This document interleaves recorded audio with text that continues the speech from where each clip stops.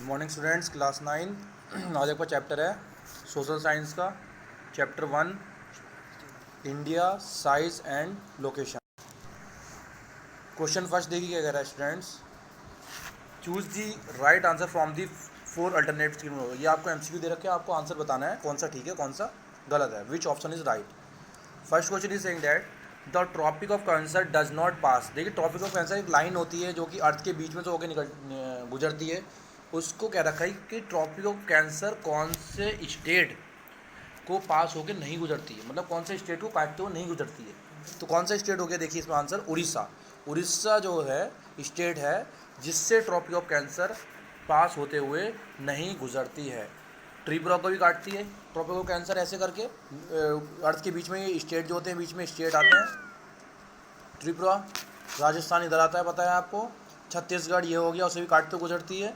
And Orissa एक नीचे के साइड में ऐसा स्टेट है जिसमें ट्रॉपिक ऑफ कैंसर जिसे काट के गुजरते हुए नहीं काटती। तो दैट इज़ योर आंसर कि उड़ीसा स्टेट को नहीं काटती tropic of Cancer line. Second question देखिए students, the eastern most longitude of India है। ईस्टर मोस्ट लॉन्गिट्यूड देखिए, हम इसको हम नापते हैं, नापा गया है लॉन्गिट्यूड को डिग्री में नापते हैं। तो ये हमारा कौन सा है eastern most longitude 97 degree 25 east, मतलब ये इसकी क्या है मेजरमेंट है eastern most longitude of India का। उसको नापा है ईस्ट साइड से लॉन्गिट्यूड को। एक लैटिट्यूड होता है और एक लॉन्गिट्यूड होता है। नेक्स्ट स्टूडेंट क्वेश्चन देखिए, if you intend to visit, sorry ऊपर का क्वेश्चन रह गया, देखिए उत्तरांचल, उत्तर प्रदेश, बिहार, वेस्ट बंगाल और Sikkim have common frontier with. Common frontier means कि उसके सामने सामने स्टेट एक ही स्टेट होनी चाहिए। उत्तर प्रदेश से भी एक उस स्टेट की सीमा लगे, उत्तरांचल से भी लगती हो, बिहार से भी लगती हो, वेस्ट बंगाल से भी लगती हो और सिक्किम से भी। इन चारों स्टेट से इंडिया की कौन सा यहाँ पर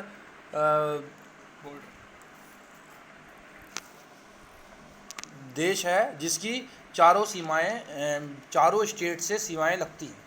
कौन सा है? Nepal is the state. Nepal से उत्तरांचल भी टच करता है, उत्तर प्रदेश, बिहार, वेस्ट बंगाल ये सब क्या करते हैं, टच करते हैं। कॉमन फ्रंटियर है किसका? नेपाल, इन चारों स्टेट का। नेक्स्ट देखिए, if you intend to visit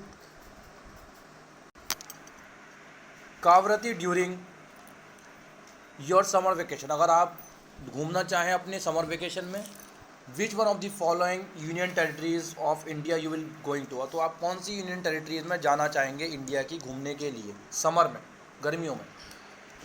Pondicherry, Lakshadweep island, Andaman and Nicobar island, Diu and Daman. तो आप कहाँ जाना जाएंगे? लक्षद्वीप में। Lakshadweep because it is a most beautiful place where you have to go at your summer vacation. Next question देखिए student, my friends hails from a country which does not share land boundary with India. अब देखिए value based question दे रखा है इसमें कि मेरा friend उस country में रहता है जहाँ की जिस कंट्री की लैंड, ज़मीन, बाउंड्री इंडिया के साथ क्या होती है, शेयर नहीं करती है। तो कौन सी कंट्री है? Identify the country. कंट्री का नाम बताइए, वो कहाँ रहता होगा। देखिए आपको यहाँ दिमाग लगाना पड़ेगा थोड़ा सा। भूटान, बांग्लादेश, भूटान भी लगता है इंडिया से, बांग्लादेश भी लगता है क्योंकि इंडिया के अंदर का ही पार्ट था, पहले बांग्लादेश इंडिया का ही था, वहाँ के लोगों ने अलग करवा लिया ज़बरदस्ती। नेपाल हो गया, वो भी इंडिया से टच करता है। But Tajikistan is not a country which touches और near by the India country. तो तजिकिस्तान क्या है? हमारा आंसर है। नेक्स्ट स्टूडेंट देखिए, answer the following question briefly. आपको क्वेश्चन आंसर दे रखे हैं। Name the group of island lying in the Arabian Sea. देखिए आइलैंड वो होते हैं छोटे छोटे टापू जो होते हैं सी के अंदर, समुद्र के अंदर छोटे छोटे टापू जो आ जाते हैं, ऊपर को उड़ जाते हैं और वहाँ लोग रहने लगते हैं, तो वो कह जाते हैं हमारे आइलैंड। जैसे हमारा जिसमें एक नाम है अंडमान एंड निकोबार आइलैंड। तो इसमें आपको नाम बताना आइलैंड का जो कि अरेबियन सी के भी नाम है हमारे। इंडियन ओशियन, ये ओशियन हो गए, और सी का नाम है अरेबियन सी। अरेबियन सी का एक टापू बताना है, नाम बताना है कि क्या है। देखिए आपको नाम है Lakshadweep. Lakshadweep is a island which is situated in the Arabian Sea. Arabian Sea के अंदर कौन सा आइलैंड है? लक्षद्वीप आइलैंड। आपको याद रखना पड़ेगा, ठीक है। नेक्स्ट क्वेश्चन देखिए, second part, name the countries which are larger than India. एक ऐसी कंट्री का नाम बताना है कि जो इंडिया से बड़ी हैं। ऑब्वियसली हमें पता है कौन सी बड़ी हैं, बहुत सी कंट्री इंडिया से जो बड़ी हैं। रशिया है, जैसे कि कनाडा है, चाइना, यूएसए, ब्राज़ील, ऑस्ट्रेलिया, ये सब क्या हैं, इंडिया से बड़ी कंट्रीज़ हैं इन द एरिया।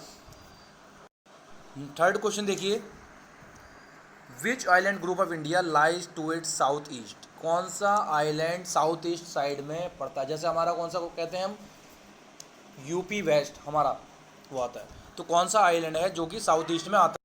ये हमारा आइलैंड का नाम है जो साउथ ईस्ट में आता है, Andaman and Nicobar group of Andaman and Nicobar island है, जो कि साउथ ईस्ट में इंडिया के सिचुएटेड है। साउथ ईस्ट मतलब साउथ ईस्ट डायरेक्शन में, हमारे east west north south direction होते हैं, साउथ ईस्ट मतलब ईस्ट और साउथ के बीच वाला डायरेक्शन होता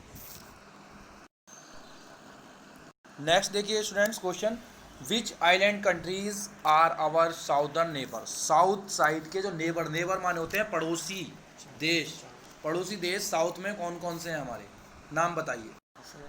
मालदीव्स एंड श्रीलंका, मालदीव्स और श्रीलंका साउथ के नेबर हैं हमारे, एक मालदीव्स देश है और एक श्रीलंका।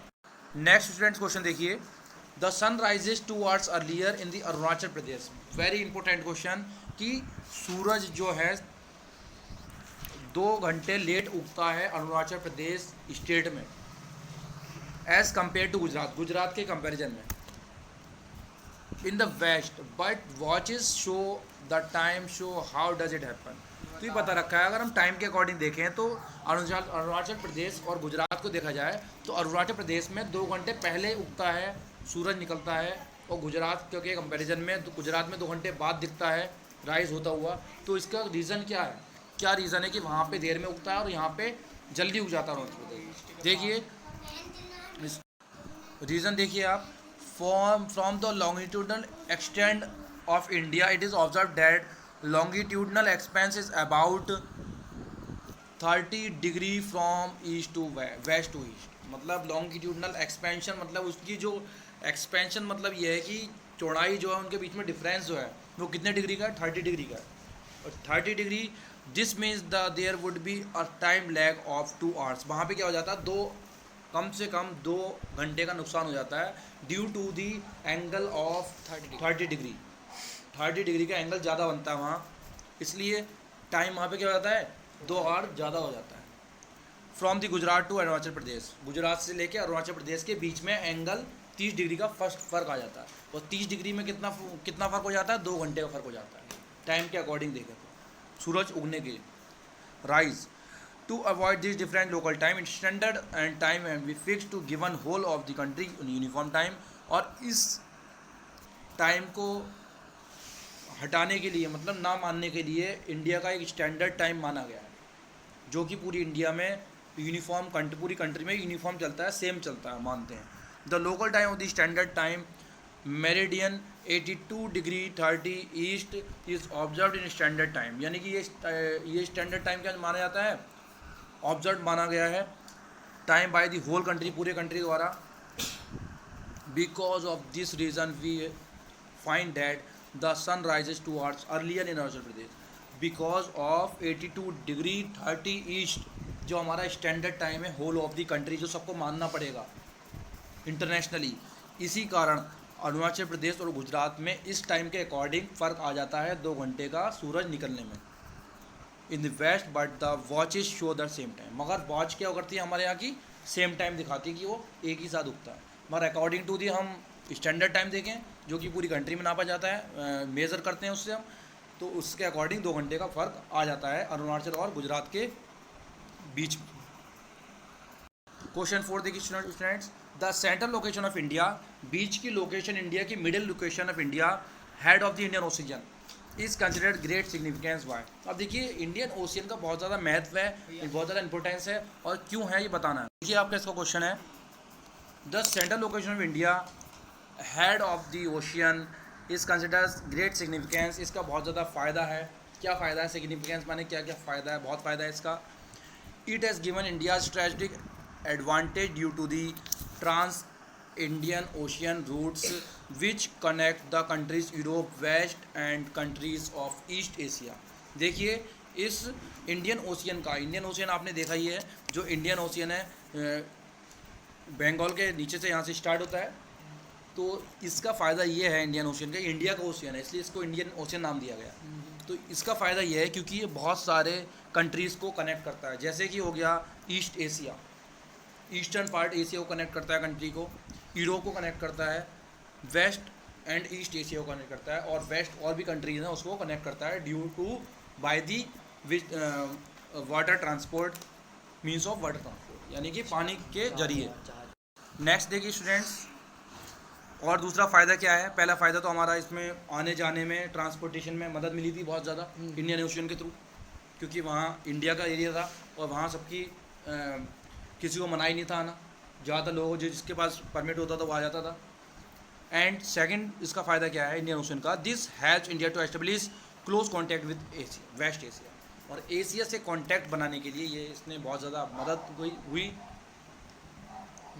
अफ्रीका, यूरोप, ये सब कॉन्टिनेंट है। From the western coast with the south east Asia from the eastern coast, और वेस्टर्न कोस्ट से यूरोप और अफ्रीका से, और साउथर्न ईस्ट कोस्ट से और इधर से सभी कंट्रियों से, सभी कॉन्टिनेंट से बनाने में बहुत ज़्यादा दोस्ती करने में मदद मिली, मतलब सब लोगों से संबंध बनाना। Next point, the vast coastline and the natural harbours have benefited India's in carrying out trade and commerce with its neighboring and distant since ancient time। देखिए आ गया ये कि बहुत ज़्यादा बड़ी तादाद में कोस्ट लाइन, मतलब जो जहाँ पर इनके किनारे थे, समुद्र के किनारे, इसने बहुत ज़्यादा फ़ायदा पहुँचाया इंडिया के लोगों को और बाहर के लोगों को ट्रेड करने के लिए, व्यापार करने के लिए, उनको अर्निंग करने के लिए। It has given India distinct climate than the rest of the Asian country, और इसने एक अलग तरीके का क्लाइमेट दिया इंडिया को, इंडिया के लोगों को एशियन कंट्रीज़ के मुकाबले। No other country has such a long coast line of Indian ocean as India. It is the India's eminent position of the Indian Ocean which has given the name of the ocean after it, और ये सबसे बड़ी coast line थी only India country के पास, other than countries, और किसी country के पास इतनी बड़ी लाइन थी ही नहीं, कोस्टल लाइन, और इसका नाम इंडियन ओशियन तभी बाद में रखा गया, पहले नाम इसका ओशियन ही था। जब ये इंडिया के अंदर मानी गई तो उसका नाम इंडियन ओशियन रख दिया गया कोस्ट लाइन का। Thanks for watching this video, please like and share.